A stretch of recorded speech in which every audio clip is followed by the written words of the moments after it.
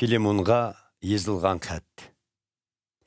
Eyso Mesihga xizmat qilish yo'lida mahbus bo'lgan menki Paulus va men orqali qarindishimiz Timotiydan qadrli xizmatchimiz bo'lgan sen Filemonga va singlimiz Afiyaga, biz bilan birga kurash qilgan Arkipusqa va uyingda jam bo'ldigan itqochlar jamoatchiligiga salom. Xudo otimiz ve Rabbimiz Eyso Mesih sizlarga mehr shafqat ve amanlık ata qilg'ay. Qadrli Filemon, dualarımda hamisha seni yod etib, Xudoga shukr aytaman.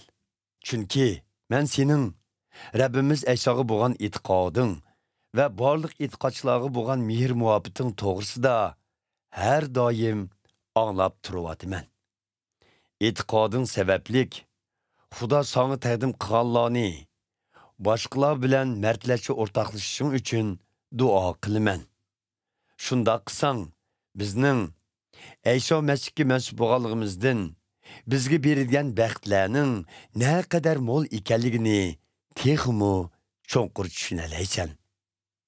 Qarindishim, sening e'tiqodchilarga bo'lgan mehr muhabbating bana zor xushallik ve rıgbat elip geldi. Çünkü sen e'tiqodchilarning ruhini ko'tirding. Şuna men Eyso Mesihning elchisi bo'lishim bilan aslida sening qilishga tegishli ishni bajarishingni yuraklik holda buyuruya olsammi? Lekin yanıla sening mehr muhabbatingga ko'ra iltimos qilishni tanlab aldım. Bu iltimasni mushu yoshga kirib qolgan hem Eyso Mesihga xizmat qilish yo'lida hozir mahbus bo'layotgan menki Paulusdan deb bilgin. Sendin quling Onesimus haqida iltimos qilaman.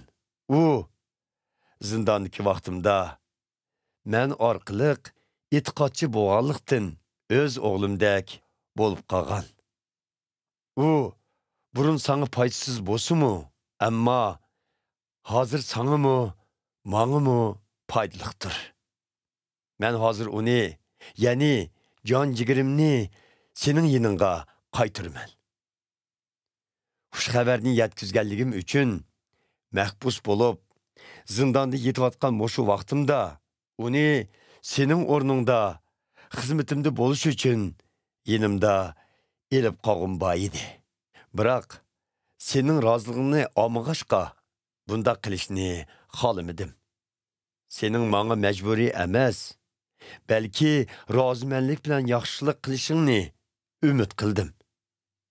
Xudoning quling Onesimusning vaqtincha sening yiningdan qechishiga yo'l qo'yganligi, balkim keyin sening uni mangu elib qilishing uchundir.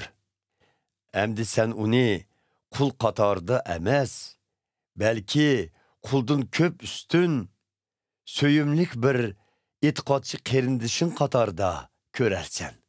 U men uchun intayin qadrlidir. Sen uchun texmo shundoq bo'lish kerak. Chunki sening hozir uning bilan qul xo'jayinlik munosabating bo'lib qolmay, Rabbimizga e'tiqod qilish jihatda qarindoshlik munosabatingmi bordir. Shuning uchun agar sen meni Rabbimizning xizmatida sabdosh deb qarasang, uni meni qabul qilgandek qabul qil. Agar burun u sana biror yo'lsizlik qilgan bo'lsa yoki pulingni o'g'irlagan bo'lsa, uni mening hisobimga yoz. Menki Paulus bu so'zlarni o'z qo'lim bilan yezibotiman. Hisobotni o'zim qaytiraman. Lekin xushxabar orqali erishgan mangulik hayoting uchun menga qarzdor ekanligingni tilga ilishimning hojati bo'lmasa kerak. Shunga ey qarindishim, Rabbimiz uchun iltimosimni qabul qilgin. Ikkilimiz Eyso Mesihga mansub bo'lganligimiz uchun ruhimni ko'tir.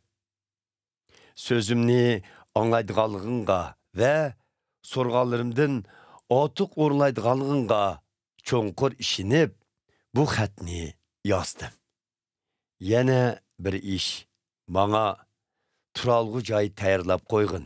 Chunki duolaringlar orqali zindandan ozod bo'lib, yeninglarga qaytib bordiganligimga ishinaman. Eyso Masihga xizmat qilganligi uchun men bilan birga mahbus bo'lgan Epafira, xizmatdoshlarim Markus, Aristarxus, Demas ve Luqalardan sana salam. Rabbimiz Eyso Masihning mehr shafqati sizlarga yor bo'lg'ay.